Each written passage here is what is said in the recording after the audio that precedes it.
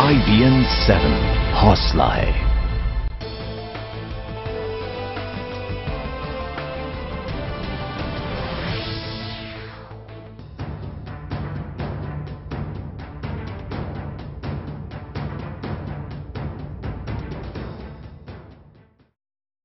सत्ता से बाहर आने और जम्मू कश्मीर का चुनाव सिर पर दे कांग्रेस के सुर अब बदले बदले से नजर आ रहे हैं। पूर्व गृह मंत्री पी चिदम्बरम का कहना है कि अफस्पा कानून आपत्तिजनक है और एक सभ्य देश में इसकी कोई जगह नहीं है।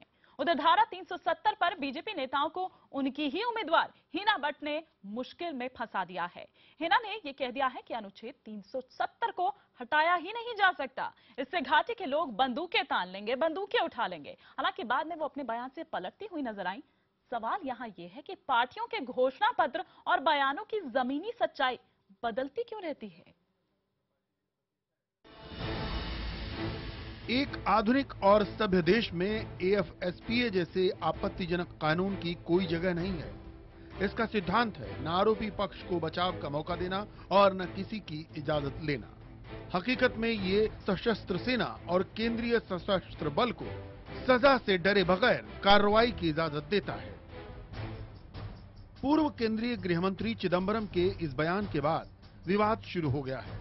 माछिल फर्जी मुठभेड़ कांड में सेना की गलती साबित होने के बाद 2 अफसरों और 5 जवानों को सजा दे दी गई। लेकिन जम्मू कश्मीर में चुनाव के ऐलान के बाद इन मुद्दों पर राजनीति न हो, ये कैसे संभव है? वो भी तब जब सूबे में पहली बार भारतीय जनता पार्टी सरकार बनाने के मंसूबे के साथ सियासी घमासान में उतरने की तैयारी में है। एएफएसपीए यानी सशस्त्र सेना विशेषाधिकार कानून, ये वही कानून है जिसके खिलाफ करीब 14 साल से इरोम शर्मिला संघर्ष कर रही है। इस कानून का कश्मीर से लेकर उत्तर पूर्वी राज्यों तक खूब इस्तेमाल होता है। अलग अलग हिस्सों में नक्सलियों पर लगाम लगाने में भी इसका भरपूर इस्तेमाल हो रहा है। लेकिन मनमोहन सिंह की अगुवाई वाली सरकार में जब तक चिदम्बरम ठसक वाले मंत्रालय संभालते रहे, इस कानून को लेकर चुप्पी साधे रहे। इसके उपयोग दुरुपयोग के आरोपों की अनदेखी करते रहे। लेकिन अब उनका बयान चुनावी लहरों पर एक पत्थर फेंकने वाला साबित हो रहा है। माछिल की घटना कोई पहली घटना नहीं थी और न ही ये फर्जी एनकाउंटर की आखिरी घटना साबित होगी। ऐसा तब तक होता रहेगा जब तक कि मामले की तह तक जाकर इसे खत्म करने की कोशिश नहीं होगी। चिदम्बरम के बयान के बाद बयानों का सैलाब आना लाजमी था। I don't give much weight to what Mr. Chidambaram says. He says something at one time, second day he says something else. Let's not talk of it. And he doesn't even know in what context he was talking of. Army does not enjoy, or a soldier does not enjoy unbridled power as people try to make it out to be. Chidambaram जी कहते हैं कि एक आधुनिक और progressive society में इस act की कोई जगह नहीं है। वो सही कहते हैं, लेकिन एक आधुनिक और प्रोग्रेसिव सोसाइटी में फिर आर्मी को डिप्लॉयमेंट की भी जरूरत नहीं है सिविल कंट्रोल करने के लिए। अगर वहां पर हालात बिल्कुल मॉडर्न है, नॉर्मल है, तो आप आर्मी को निकाल लीजिए। चिदम्बरम के इस बयान पर बवाल चल ही रहा था कि बीजेपी उम्मीदवार हिना भट्ट ने भी विरोधियों को मौका दे दिया। जम्मू कश्मीर में बीजेपी का चेहरा बन चुकी डॉक्टर हिना भट्ट ने बयानों का तोप धारा 370 पर दाग दिया। कुछ लोग बेवजह धारा 370 को लेकर विवाद खड़ा करने पर तुले हैं। हमारी पार्टी के चुनाव घोषणा पत्र में इसे हटाने का जिक्र कभी नहीं हुआ।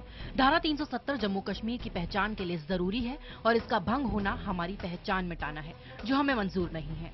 हिना भट्ट ने यहां तक कह डाला कि 370 को हटाने के खिलाफ लोग बंदूक उठा लेंगे। हालांकि बाद में उन्होंने इस बयान पर सफाई दे दी, लेकिन तब तक कांग्रेस को पलटवार का मौका मिल चुका था। जो मैंने बयान दिया था एक्चुअली उसका एक ही वो टुकड़ा दिखा रहे हैं आप। मैंने पहले यही कहा कि हम सब कश्मीरियों को कॉन्फिडेंट रहना चाहिए कि 370 हमारा है। इसको कोई, ये एक एक्ट है, लॉ के तहत इसको हटाया जाएगा या छेड़ा जाएगा। कश्मीरवादी में तो उस वक्त कहते हैं वोट हम चुप बैठेंगे, आर्टिकल 370 हमारा मुद्दा नहीं है। जब जम्मू आ जाते हैं वहां कहते हैं आर्टिकल 370 हम खत्म करेंगे। तो इस तरह से जो भारतीय जनता की दोगली पॉलिसी है लोगों को डिवाइड करने की, जम्मू और कश्मीर और लद्दाख के, इसकी मैं घोर निंदा करता हूं।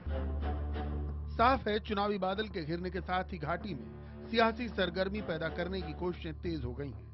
लेकिन जिस सियासत को लोकतंत्र के कल्याण का रास्ता माना जाता है, वो अगर लोगों की भलाई के लिए ही सही मायने में हो तो ज्यादा बेहतर होगा। जम्मू से पवन शर्मा के साथ ब्यूरो रिपोर्ट, IBN 7। और इस मुद्दे पर और विस्तार से बात करने के लिए इस वक्त हमारे साथ दिल्ली से मौजूद हैं बीजेपी के spokes person doctor Sambit Patra, साथ ही साथ स्वदेशी जागरण मंच के राष्ट्रीय सह संयोजक अश्विनी महाजन, कश्मीर मामलों के जो कि जानकार इधर प्रोफेसर राधा कुमार भी हमारे साथ जुड़ चुके हैं। श्रीनगर से नेशनल कॉन्फ्रेंस के प्रवक्ता जुनैद मट्टू साहब भी हमारे साथ जुड़ चुके हैं। बीजेपी नेता खालिद जहांगीर और लखनऊ से मौजूद हैं कांग्रेस के प्रवक्ता अखिलेश प्रताप सिंह। इन सब के अलावा न्यूज रूम से हमारे साथ जुड़ चुके हैं हमारे deputy managing editor Sumit Awasthi. सबसे पहले मैं यहाँ पर रुख करना चाहूंगी अखिलेश प्रताप सिंह जी का। अखिलेश जी, अब क्यों अचानक से अफस्पा जो है वो मॉडर्न भारत के लिए बेतुका हो चुका है? इससे पहले ऐसा क्यों नहीं लगा? नहीं, ये बात बार बार कही गई थी कि हालात सुधरते ही वहाँ की रिपोर्ट आते हैं, स्टेट गवर्नमेंट के रिकमेंडेशन के बाद भी किस्तों में धीरे धीरे ये हटाया जाएगा, सशस्त्र बलों को दूर किया जाएगा। लेकिन वो जमीनी हकीकत के बाद है, तो वो चीजें जो वहाँ की हुकूमत है, जो वहाँ पे रूल कर रहे हैं, जो वहाँ पे आर्मी लगी है, उनके सलाह पे ही होनी थी। तो अगर वो ऐसा सोचेंगे तो कई बार बातें हुई है उसे कम करने या पार्ट में हटाने की बात, कई इलाकों में इन चीजों को कम भी किया गया है। नहीं तो अब अचानक से, वही तो मैं जानना चाह रही हूँ अखिलेश जी, अब अचानक से क्यों लगने लगा? जब चुनाव सिर पर है, अब तक आपने क्यों नहीं किया? अचानक नहीं, अचानक तो आप ही पहले भी बोला जा चुका है, आपको याद है कि पहले बोला जा चुका, वही तो मैं कह रही हूँ, तो पहले क्यों नहीं किया? अब क्यों? बयान था पहले नहीं, अभी 1-1.5 साल पहले भी बोला गया था। आपको नहीं आ रहा तो मैं क्या करूं, इसमें मेरी गलती नहीं है। नहीं, लेकिन चिदम्बरम 1-2 बार पहले भी इस पे जिक्र हो चुका है, बात हो चुकी है। आपको आज लग चिदम्बरम साहब का नहीं, आज आपको ये लग रहा है चिदम्बरम साहब का बयान आज आपको लग रहा है? आपने सवाल कर लिया सर, मुझे नहीं लग रहा, चिदम्बरम साहब को लग रहा है। मेरा बात सुन लीजिए, उसके बाद आप अपनी बात करिए। चिदम्बरम साहब या सब लोग ये ये लोग बार बार ये बातें उठ चुकी हैं, कही जा चुकी हैं, या तो आप ही बोल लें। ये बार बार चिदम्बरम साहब या होम मिनिस्टर या वहाँ के चीफ मिनिस्टर या आर्मी या अब्दुल्ला साहब, सब लोग इस बात पे डिबेट कर चुके हैं, बात कर चुके हैं, और कई बार ये बातें उठी भी हैं। हम तो अपने रुख पे स्पष्ट हैं। बीजेपी क्या कर रही है? 370 जो नेशनल एजेंडे में लाती है, अपने नेशनल मैनिफेस्टो में लाती है, वहाँ क्यों? सर, मैं उस मुद्दे पर भी आऊंगी, पहले मैं अफस्पा पर बात कर लूं, मैं 370 के मुद्दे पर भी आऊंगी। चलिए, मैंने अपना दे दिया। हम तो, हमारा तो शुरू से है कि जो राय बनती जाएगी उस हिसाब से इस कानून के हटाने की व्यवस्था है। और कौन कहेगा कि किसी सभ्य समाज में आर्मी लगे और कर्फ्यू लगे और जो है मिलिट्री लगे, पीएससी लगे? कोई नहीं चाहता, मजबूरी होती है, हालात होते हैं तब ये लगते हैं, और वो हालात सुधरते हैं तो इसको हटाने का प्राविधान है। चलिए, लेकिन बीजेपी आप पर ये आरोप लगा रही है। खुद संबित पात्रा ने हमारे साथ यहाँ पर जब बात की इससे पहले, तो उन्होंने कहा कि चूंकि चुनाव आप सिर पर देख रहे हैं इसलिए ऐसी बातें कर रहे हैं। मैं यहाँ पर संबित पात्रा को भी इन्वॉल्व करना चाहूंगी, लेकिन साथ ही साथ हम इससे पहले यहाँ पर रुक करेंगे हमारे deputy managing editor Sumit Awasthi का, वो भी इस चर्चा में यहाँ पर इन्वॉल्व होंगे। Over to you Sumit. Himani, मैं अखिलेश जी से पूछना चाहता हूँ। अखिलेश जी, आपने कहा कि हालात बदलेंगे तो एएफएसपीए को हटाया जा सकता है, तो आप ये मान रहे हैं कि कश्मीर में हालात सुधर गए हैं, अब अफस्पा को हटाया जा सकता है?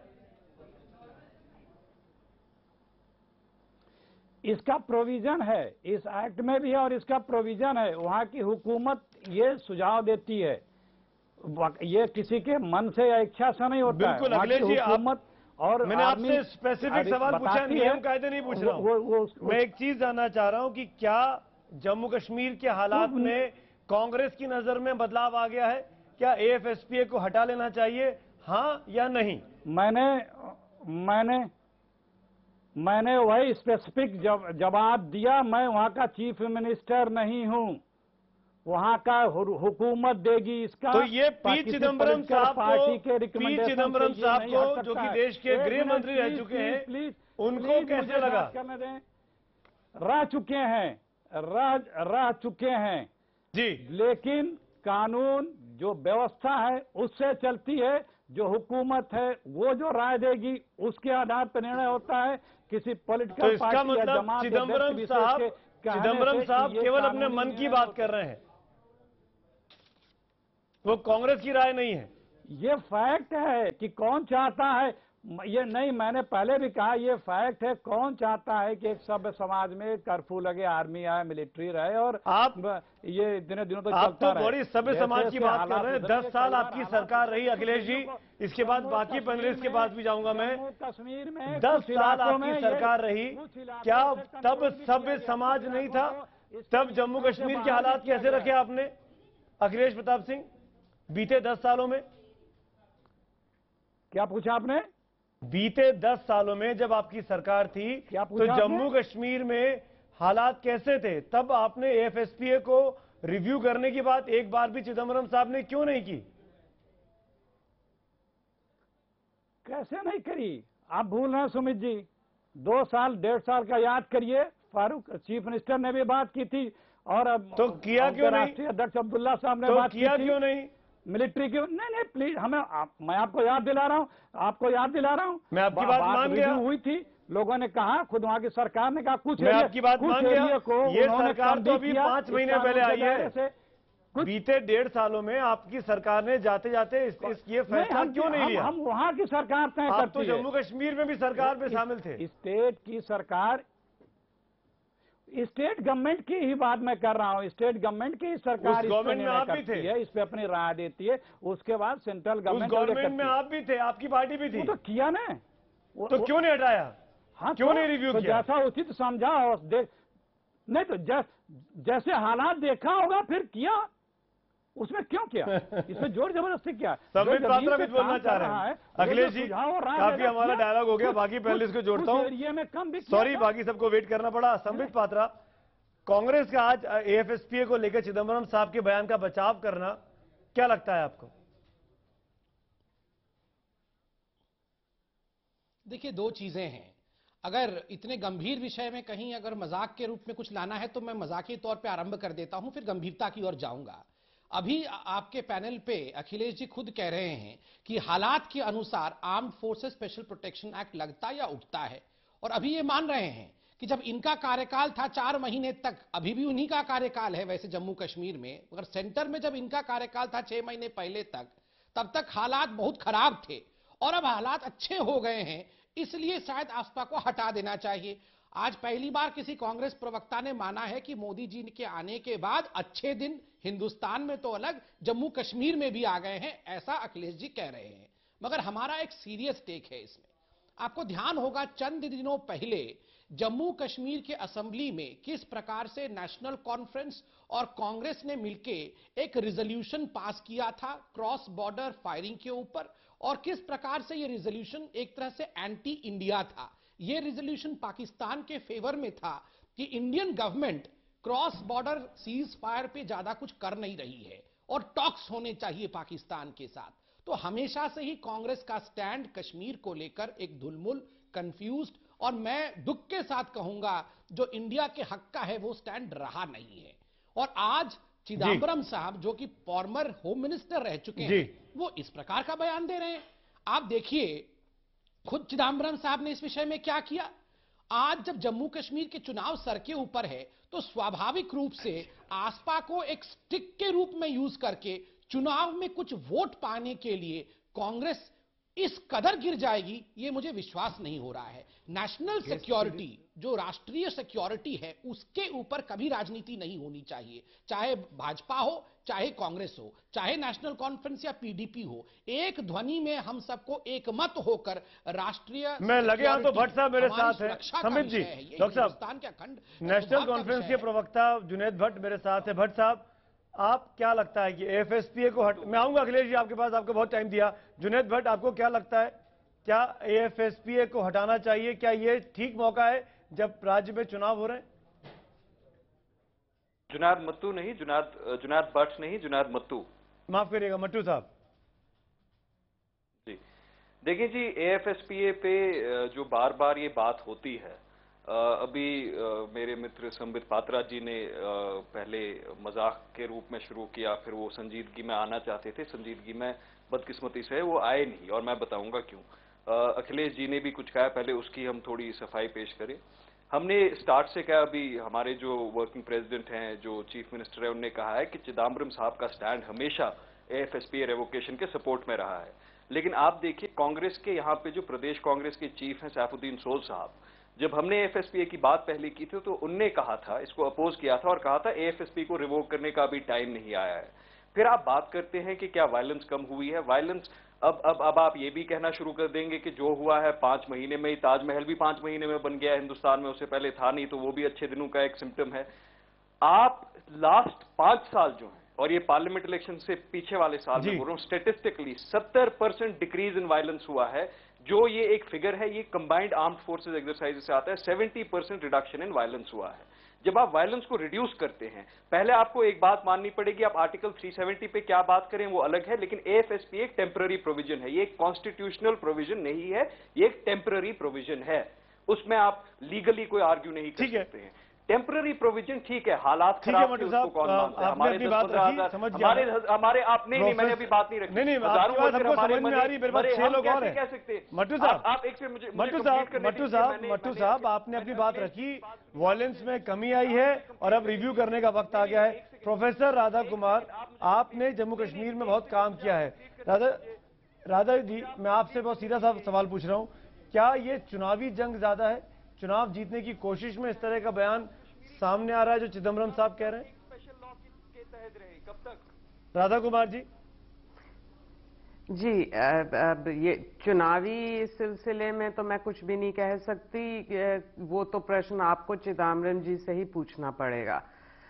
पर ये मुझे मालूम है कि एक तीन मेंबर की पैनल ने रेकमेंड किया था कि एप्सपा में कुछ अमेंडमेंट लाए जाएं। ये भी मालूम है कि चिदम्बरम जी ने 2-3 बार कैबिनेट कमेटी ऑफ सिक्योरिटी पे ये अमेंडमेंट सजेस्ट किए थे 2-4। और ये भी बात सच है कि सुप्रीम कोर्ट ने एक सिविल राइट्स पिटिशन पे जजमेंट दी थी, जिसमें उन्होंने कहा कि एप्सपा को में ये कोड ऑफ कॉन्डक्ट करना पड़ेगा। तो काफी स्ट्रिंजेंट उन्होंने एप्सपा पे लिमिटेशंस या डायरेक्टिव्स दी हैं कि किस तरह से उसको इस्तेमाल कर सकते हैं। और साथ साथ ये भी कहा है कि आर्मी जब ये काउंटर टेररिज्म की कुछ ऑपरेशंस करता है तो उसमें क्या कोड ऑफ कॉन्डक्ट होना चाहिए। अब ये सब चीजों को देखते हुए हम लोगों ने भी, हमारी जो छोटी सी पैनल थी, हम लोगों ने भी ये कहा कि आर्मी, ये डिसीजन तो आर्मी वालों को ही लेना है, ये डिसीजन और लोग नहीं ले सकते। जब तक आपकी सिक्योरिटी फोर्सेस को उसमें शामिल होना पड़ेगा डिसीजन मेकिंग और डिस्कशन प्रोसेस में। और उनको ये सोचना चाहिए कि जब ये सुप्रीम कोर्ट ने ये 5-6 चीजें उनके लिए रिस्ट्रिक्शंस रखी हुई हैं, तो उसको आप क्यों नहीं एप्सपा की, यही मेरा सवाल है प्रोफेसर साहब, मेरा आपसे सवाल यही है, अगर आपको ये सब चीजें पता थी कि चिदम्बरम साहब इसको रिव्यू करना चाहते थे, उन्होंने कोशिशें भी की, आपकी कमेटी ने रिकमेंडेशन भी दी, और अगर मट्टू साहब की बात मानूं तो वहां वायलेंस में कमी भी आई है, फिर क्यों नहीं इसको रिव्यू किया जाता है?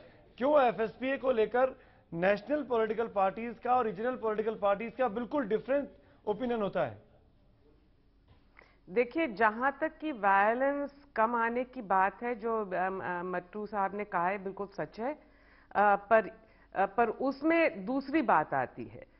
उसमें ये बात आती है कि आपको क्या रीडिप्लॉयमेंट करनी चाहिए, इतने आर्मी की प्रेजेंस अंदर शायद जरूरी नहीं है, किस तरह से अब मॉडर्नाइजेशन करना चाहिए, और मॉडर्नाइजेशन के द्वारा आप काफी सारा जो जमीन अभी है आर्मी के पास वो कम हो सकता है।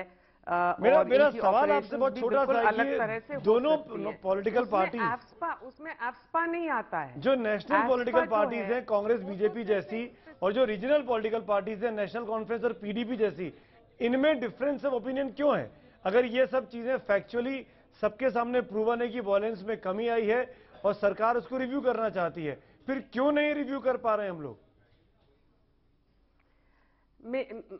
जिस हद तक मैं जानती हूं वो ये बात है कि इसकी इन डेप्थ जो चर्चा चलनी चाहिए सिक्योरिटी फोर्सेस, डिफेंस मिनिस्ट्री और होम मिनिस्ट्री के बीच, वो हुआ नहीं है। बिल्कुल। और वो उसकी बहुत बड़ी जरूरत है। जरूर आप ठीक बात कह रहे हैं कि होनी चाहिए। अश्विनी महाजन जी, ये भी बात सही है कि अश्विनी महाजन जी, जानकारी में स्टेट गवर्नमेंट ने ऑफिशियली कभी ये मैं माफी चाह रहा हूँ, बीच में टोक रहा हूँ। अश्विनी महाजन हमारे साथ हैं, जो नेशनल को कन्वीनर है स्वदेशी जागरण मंच के।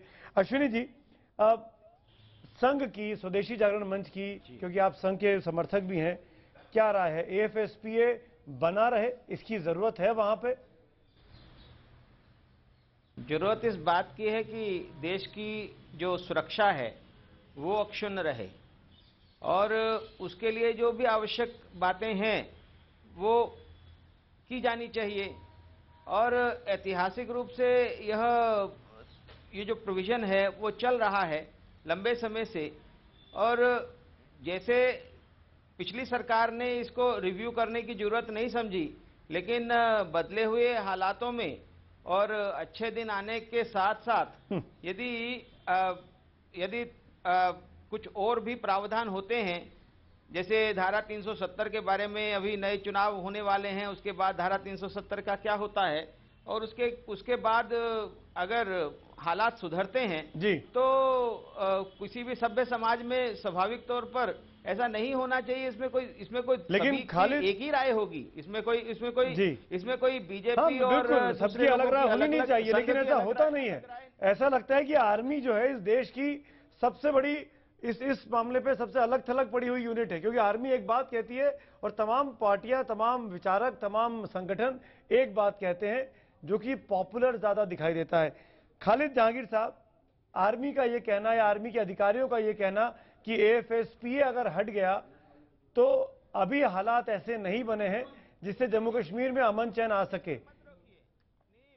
मैं आऊंगा चिदम्बरम साहब का जो बयान अफसा के ऊपर निकला है आज, ये आज के वक्त में इररिलेवेंट है, इट्स टोटली इररिलेवेंट। चिदम्बरम साहब अपने आप को पूरा जम्मू कश्मीर का एक्सपर्ट समझते हैं, लेकिन चिदम्बरम की वजह से जम्मू कश्मीर की हालात बिगड़ी है। ये 89 का मैं आपको हिस्ट्री सुनाऊं। 89 में चिदम्बरम जब राजीव गांधी थे, 89 में MOS होम रह चुके हैं, और कश्मीर में उसी टाइम अलगाववाद स्टार्ट हो गया। उसके बाद 2010 तक होम मिनिस्टर रहे चिदम्बरम। आज तक चिदम्बरम ने जम्मू कश्मीर को आगे लगवाई है, कभी अपने बुद्धि से कोई दिया नहीं है। इस टाइम कश्मीरी लोग सर्दी का इंतजार कर रहे हैं, उनके रहने के लिए मकान नहीं है। चिदम्बरम साहब थोड़ा अपनी भी बुद्धि लगाए, कश्मीरी को सिखाए ना हम कैसे रहेंगे। अखिलेश प्रताप सिंह, मैं चाहूंगा आप जवाब जरूर दें, क्योंकि चिदम्बरम पर हमला हुआ है, आपकी पार्टी के नेता हैं, आपके गृह मंत्री रहे। जवाब दीजिए अखिलेश जी। देखिए, ये सब पुरानी बातें हो चुकी हैं, चुनाव हो चुके हैं, उसका पेमेंट जनता ने सारी पार्टियों को और हमको कर चुके हैं। महत्वपूर्ण यहाँ ये है कि अपना स्पष्ट रुख बता देना केंद्र की हुकूमत जो वर्तमान में है। अगर चिदम्बरम की बात पे आप इतनी बहस कर रहे हैं तो स्पष्ट रुख बताए कि उसका क्या रुख है, इस पे हाँ या ना या क्या है। दूसरी बात, जो पार्टी पूरे देश में 370 पे शोर मचा करके और इतनी बड़ी मेजॉरिटी लेके आती है, और उसी प्रदेश में जब चुनाव होते हैं तो 370 को क्यों भूल रही है, क्यों डिलीट कर रही है अपने मैनिफेस्टो से? ये बड़ा महत्वपूर्ण है। अच्छी बात कह रहे हैं। क्योंकि अवसरवादिता, जनता पार्टी का स्टैंड क्लियर है, अवसरवादिता है।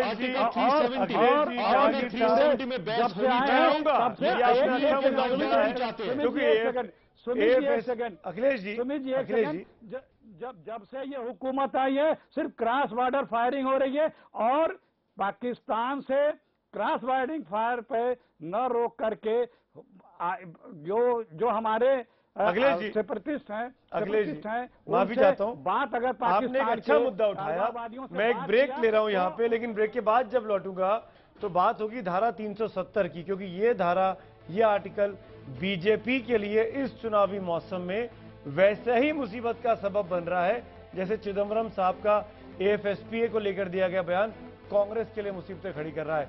छोटा सा ब्रेक के बाद उस पार बात होगी। धारा 370 पर फंसी हुई बीजेपी की। बने रहिए IBM 7 के साथ।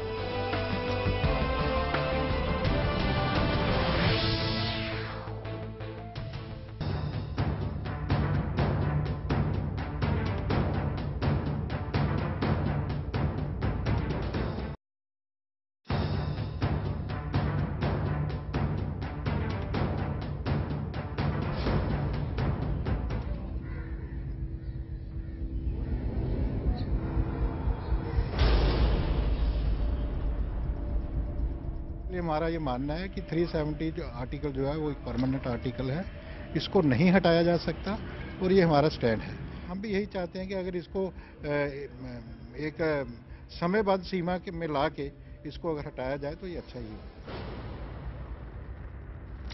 जहां तक 370 का विषय है, पार्टी ने शुरू से कहा था कि इस पे चिंता होनी चाहिए, डिस्कशंस होना चाहिए और ये डेमोक्रेसी है, डेमोक्रेसी में डिस्कशन होना कोई बड़ी बात नहीं है।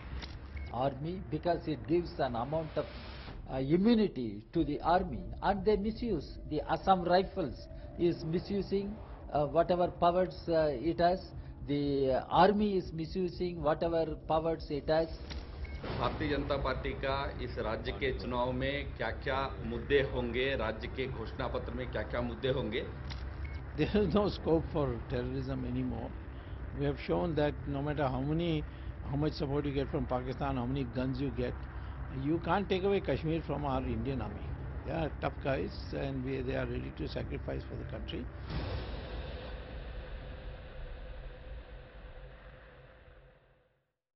तो 370 को लेकर बीजेपी अब कहीं ना कहीं घिरती हुई नजर आ रही है, जबकि यही बीजेपी थी जिसने इसी के खिलाफ एक अभियान छेड़ा हुआ था कि एक देश में दो विधान नहीं, धारा 370 एक धोखा है, देश बचा लो। इसी पर और विस्तार से चर्चा के लिए हम सीधा अब आगे रुख करेंगे हमारे deputy managing editor Sumit Awasthi का। Over to you Sumit. तो कुलबानी शुरुआत करते हैं। पहला सवाल सीधे मैं पूछना चाहूंगा खालिद जहांगीर साहब से। खालिद साहब, क्या लाइन है आपकी पार्टी की धारा 370 को लेकर? हमारी पार्टी की लाइन स्ट्रेट है, क्लियर है कि आर्टिकल 370 में बहस होनी चाहिए, डेमोक्रेसी में बहस होनी चाहिए और क्रॉस सेक्शन के लोगों से बहस होनी चाहिए। वो कश्मीर से भी होनी चाहिए, लद्दाख से भी, जम्मू से भी, हर किसी से होनी चाहिए। तो आप आर्टिकल मतलब आप बीजेपी अपना स्टैंड बदल रही है, 370 की पैरोकार रही बीजेपी, उसको रिव्यू करने की बात आज कर रही है।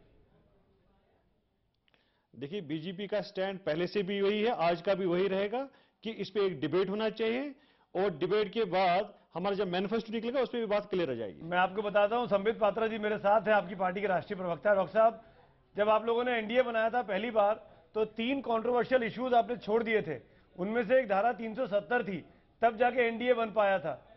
तो 370 है नहीं है, रिव्यू करना चाहिए, क्या आखिरकार पार्टी ने तय क्या किया है? 370 बीजेपी में रहेगा। 370 इशू है, रूप से डॉक्टर संबित पात्रा से पूछ रहा हूं मैं, माफ करिएगा डॉक्टर साहब, आपसे पूछ रहा हूं। बहुत स्पष्ट रूप से मैंने पहले भी कहा है और अब भी हम सब रिपीट कर रहे हैं कि डेमोक्रेसी में डिबेट एक बहुत महत्वपूर्ण विषय है। धारा 370 को लेकर डिबेट होना चाहिए। सभी स्टेक होल्डर्स जो जम्मू कश्मीर की राजनीति में हैं और अन्य जगहों पर एकेडमिशियंस के साथ इस पे जरूर बहस होना चाहिए। 2-3 महत्वपूर्ण विषय साफ कर दूं। जहां तक जम्मू कश्मीर का सवाल है, श्यामा प्रसाद मुखर्जी ने बलिदान दिया है जम्मू कश्मीर को हिंदुस्तान के साथ एक रखने के लिए, तो स्वाभाविक रूप से जम्मू कश्मीर एक बहुत बड़ा मसला है भारतीय जनता पार्टी के लिए। वो कभी भी जम्मू कश्मीर के मसले को छोड़ेगी नहीं, हमेशा ही जम्मू कश्मीर के लिए आगे बढ़कर भारतीय जनता पार्टी चिंतन करती रहेगी। दूसरा महत्वपूर्ण विषय है आर्टिकल 370 में, जैसे अब आस्पा के विषय में हम डिस्कशन कर रहे थे, वो एक टेम्पररी प्रोविजन है आस्पा, तो 370 भी एक टेम्पररी प्रोविजन है और खुद जवाहरलाल नेहरू ने इस बात को माना है। और आप अगर ध्यान से देखेंगे तो जब जवाहरलाल नेहरू ने अप्रोच किया था अंबेडकर जी को धारा 370 को ड्राफ्ट करने के लिए, तो अंबेडकर जी ने बहुत सख्त रूप से मना किया था कि till I am the minister of law I will not draft article 370। इस कारण से गोपाल सुब्रमण्यम अय्यर जी के पास जाना पड़ा था नेहरू को ड्राफ्ट करने के लिए। तो आर्टिकल 370 पे डिबेट होना चाहिए, इसमें कोई बुराई नहीं है।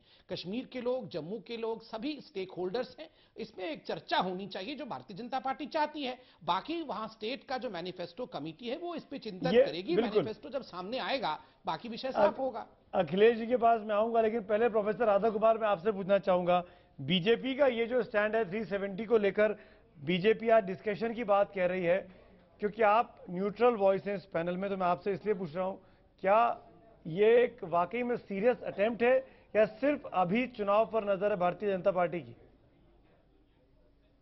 नहीं, इन्होंने, अगर आपको याद होगा कि जब सरकार फॉर्म हुई तो उस वक्त भी एक बीजेपी के स्पोक्सपर्सन जो एमओएस हैं पीएमओ में, उन्होंने भी ये बात की थी कि आर्टिकल 370 को जाना चाहिए। अब फिर वो क्लैरिफिकेशन आया कि नहीं ये जाने की बात नहीं है, इस पे चर्चा करने की बात है।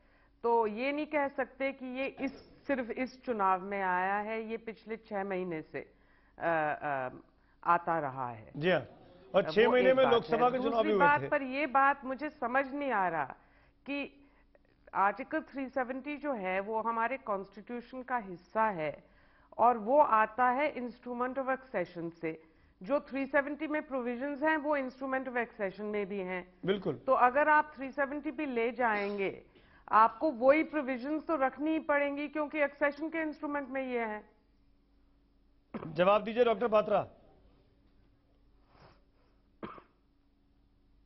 देखिए, 2-3 महत्वपूर्ण विषय है कि आपको ध्यान होगा 2-3 मत दीजिए, इंस्ट्रूमेंट ऑफ एक्सेशन का क्या होगा जो प्रोफेसर आदम कुमार ने बात उठाई। शेख अब्दुल्ला, मैं बता रहा हूं 1953 में जब हस्तांतरण हुआ था, शेख अब्दुल्ला जी को डिटेन किया गया था और गुलाम बख्शी मोहम्मद साहब जब सीएम बने थे जम्मू कश्मीर के, तो आपको ध्यान होगा आर्टिकल 37 में अमेंडमेंट हुआ, आर्टिकल 370 में अमेंडमेंट हुआ था। उससे पहले CAG, election commission, supreme court, इनका भी जम्मू कश्मीर के ऊपर किसी प्रकार से अख्तियार नहीं था। तो अगर उस समय अमेंडमेंट हो सकता है तो भविष्य में अमेंडमेंट क्यों नहीं हो सकता है? और जैसे मैंने बताया, it is a temporary clause in the constitution, ये कॉन्स्टिट्यूशन में कोई परमानेंट क्लॉज नहीं तो है। क्या बीजेपी की अगर इंस्ट्रूमेंट ऑफ एक्सेशन जो हुआ था उसके प्रावधान बहुत अलग है। को भी फिर अमेंड करेंगे। इसमें मैं ऐड करना चाहता हूं कि 370 अवाम कश्मीर, अवाम जम्मू कश्मीर उतना सीरियस नहीं है जितना ये खानदानी राज के जो हमारे यहाँ लीडर बैठे हैं। ये इनको थ्रेट लगता है कि अंडर आर्टिकल 370 जो इन्होंने मिसमैनेज किया है, मिस गवर्नेंस किया है, लूटमार की है, ये सारा लोगों के सामने आ जाएगा। और हम चाहते हैं तो जहांगीर साहब आप इंपॉर्टेंट बात कर रहे हैं। जहांगीर साहब एक मिनट, जहांगीर साहब मेरा सवाल आपसे है, वो भी साफ आ जाए। जहांगीर साहब मेरा सवाल आपसे, अगर आपकी सरकार बनती है, बीजेपी की सरकार या बीजेपी समर्थित सरकार बनती है जम्मू कश्मीर में, तो 370 को आप लोग हटा देंगे? हेलो खालिद जहांगीर, बीजेपी के नेता, ये सवाल मेरा आपसे है, अगर आपकी सरकार बनती है, डिस्कशन करेंगे। मैं खालिद जहांगीर से पूछ रहा हूं, संबित पात्रा में आऊंगा आपके पास। खालिद जहांगीर, अगर आपकी सरकार बनती है जम्मू कश्मीर में, तो क्या वो 370 को हटाने की पैरवी करेगी? देखिए, हमारा जो कंट्री है एक सेक्युलर डेमोक्रेटिक कंट्री है। इसमें हम हर किसी सेक्शन के साथ एक विचार विमर्श करेंगे, राउंड टेबल डिस्कशन करेंगे और जो सबकी राय है मिलजुल के हम एक सामने भारत सरकार के सामने रखेंगे। ये हमारी राय है, मट्टू साहब गौर कीजिए। नेशनल कॉन्फ्रेंस की क्या राय है? हम जानते हैं कि आप लोग 370 के साथ हैं, क्या ऑल पार्टी मीटिंग होती है? क्या बीजेपी की सरकार बनती है और वो 370 को हटाने की बातचीत शुरू करती है, तब क्या होगा? देखिए, मैं इस नुक्कड़ के डिस्कशन में नहीं जाऊंगा। इनसे 370 की बात पूछते हैं, एएफएसपीए की, ये वहां पे गवर्नेंस की बात करते हैं, वेरी कंफ्यूज लॉट। 370 पे इनको डिस्कशन करना है। डिस्कशन तो इंसान अभी इस बात पे भी कर रहा है कि मार्स पे जाके ह्यूमन सिविलाइजेशन को सेटल करे। संबित पात्रा जी बीजेपी के मित्र जो है हमारे, उनके पास इतना टाइम है डिस्कशन करने के लिए, वो डिस्कस करें। डेमोक्रेसी की जब वो बात करते हैं, फिर डेमोक्रेसी में legally according to constitutional law भी तो कोई चीज है ना, ये नुक्कड़ वाला बहस तो नहीं चलेगा ना। कॉन्स्टिट्यूशनल लॉ भी है एक रिपब्लिक में, फिर आपको इंस्ट्रूमेंट ऑफ एक्सेशन को भी रिविजिट करना है। आप एक्सेशन ऐसा मत कीजिए ना, आप थोड़ा सा बेचारे कश्मीरी लोगों को भी कुछ बोलने दीजिए ना, दबा के मत रखिए ना। आपने आर्टिकल 370 पे लोगों को दबा के रखा है, आज आप बात भी सुने लीजिए ना हमारी। आप बात कीजिए, मैं इंटरप्ट नहीं करता हूं। आप मेरा टाइम भी आप ले लीजिए। नहीं, ऐसी बात नहीं है मट्टू साहब, मेरा सवाल बहुत स्पेसिफिक है। देखिए, मैं स्पष्ट करके आपको बताता हूं, जैसे मैं स्पेसिफिकली आपको बताता हूं। मेरा मट्टू साहब, आप ही से पूछ रहा हूं मट्टू साहब, रिक्वेस्ट कर रहा हूं मट्टू साहब, 370 को आप कह रहे हैं कि नहीं हटाना चाहिए, एएफएसपीए को हटा देना चाहिए, यही स्टैंड है आपकी पार्टी का? इन्हीं के नाम पर चुनाव लड़ रहे हैं आप लोग? हम इन्हीं के नाम पे चुनाव नहीं लड़ रहे, हम इन पार्टी की तरह चुनाव बहुत चीजों पे लड़े जाते हैं। वो आप जब चुनाव होगा उस पे देखेंगे कि हमारे चुनाव चल रहा है जनाब, कब होगा चुनाव? चुनाव चल रहे हैं, पहले फेज क्या सब कुछ खत्म हो गया, प्रचार शुरू हो चुका है, माफ करिएगा। मैं इलेक्शन डे की बात कर रहा हूं, काउंटिंग की। जब मैंडेट पोल होता है तब देखते हैं इनके इशू सही थे, हमारे इशू सही थे। मैं किस अनसिविलाइज्ड इस रोड साइड डिबेट में नहीं जाना चाहूंगा। आपको आर्टिकल 370 पे बहस करना है, आपको बहस करना है, आप बहस कीजिए। आपको जिस पे बहस करना है आप उस पे बहस कीजिए, आपके पास इतना टाइम है। आपको जिस पे बहस करना है, आर्टिकल 370 नहीं हटेगा और AFSPA हमारी गवर्नमेंट आएगी, हम AFSPA को हटाएंगे, ये स्पष्ट है। आपको बहस करना है, अपना टाइम जाया करना है आपके। एक मिनट अश्विनी महाजन, आप साफ तौर पर नेशनल कॉन्फ्रेंस की बात सुन रहे हैं। अखिलेश जी मैं आऊंगा आपके पास। सुमित जी मुझे 2 मिनट ले आना मैं आऊंगा। संबित जी मैं आऊंगा। संघ की आवाज सुन लूं। अश्विनी महाजन मेरे साथ हैं। अश्विनी महाजन, मुझे लगता है कि बहस को गलत तरीके से लिया जा रहा है। वास्तव में किसी भी धारा को हटाना या नहीं हटाना, ये देश के और उस राज्य के लोगों के हित की बात होती है। आज कश्मीरी युवाओं को, जम्मू कश्मीर के युवाओं को रोजगार नहीं मिल रहा है। वहां की सरकार उसको 37 वर्ष पहले रखा हुआ था, अधिकतम आयु उसको 40 वर्ष उसको करना पड़ रहा है। वहां का आर्थिक विकास नहीं हो रहा। मैं बिल्कुल अश्विनी महाजन जी, आपने बहुत ठीक बात की कि विकास की, रोजगार की बात होनी चाहिए। लेकिन अगर ये विकास, रोजगार, रोटी, कपड़ा, मकान इतना जरूरी है तो बीजेपी आज बोल दे, बीजेपी और संघ परिवार आज बोल दे कि 370 पे बहस जरूरी नहीं है, 370 बना रहे। बोल दीजिए आज। नहीं, मेरा एक आप पूरी बात सुनिए। 370 धारा के रहते हुए वहां का आर्थिक विकास नहीं हो रहा है। वहां का आर्थिक विकास नहीं हो रहा है।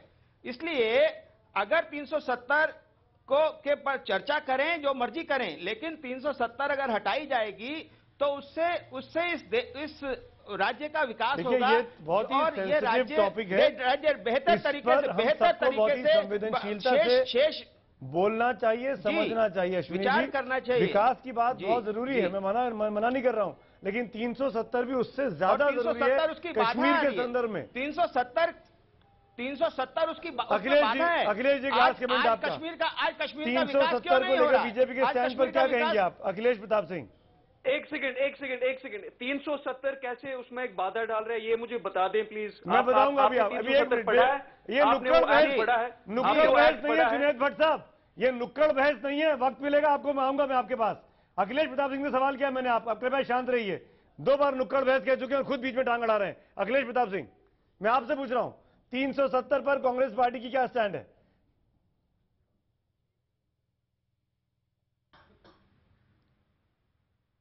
अखिलेश प्रताप सिंह, क्या मेरी आवाज सुन पा रहे हैं?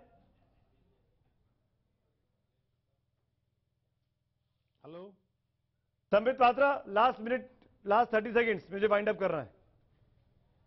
संबित पात्रा, डॉक्टर साहब आपने हाथ उठाया था क्योंकि देखिए सुमित जी, मैं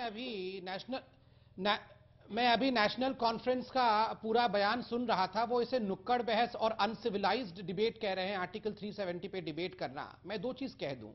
आप देखिए, जब जम्मू कश्मीर में इस सदी का सबसे बड़ा त्रासदी आया फ्लड का, उस समय आपके चीफ मिनिस्टर जाके पोलो खेल सकते हैं, उनके पास बहुत टाइम है। मगर महत्वपूर्ण विषयों पे आप बैठ के डिस्कशन कर लें, ये इतना टाइम आपके पास नहीं है, वो अनसिविलाइज्ड हो जाता है। जहां तक भाजपा का सवाल है, भाजपा एक ही विषय को लेकर चुनाव लड़ रही है, वो है डेवलपमेंट और डेवलपमेंट। चलिए, शुक्रिया। जो खुद कांग्रेस और एनसीपी डॉक्टर साहब मैं माफी चाहता हूं, वक्त की कमी है। नेशनल कॉन्फ्रेंस के जुनैद भट्टू साहब हमारा डिबेट छोड़ के जा चुके हैं। फिलहाल वक्त हो रहा है एक ब्रेक का। आप सबका बहुत बहुत शुक्रिया। प्रोफेसर आदर कुमार, अखिलेश प्रताप सिंह, अश्विनी महाजन, खालिद जहांगीर साहब। वक्त की कमी मेरे पास, एक छोटा सा ब्रेक के उस पार भी IBN 7 पर खबरें जारी हैं।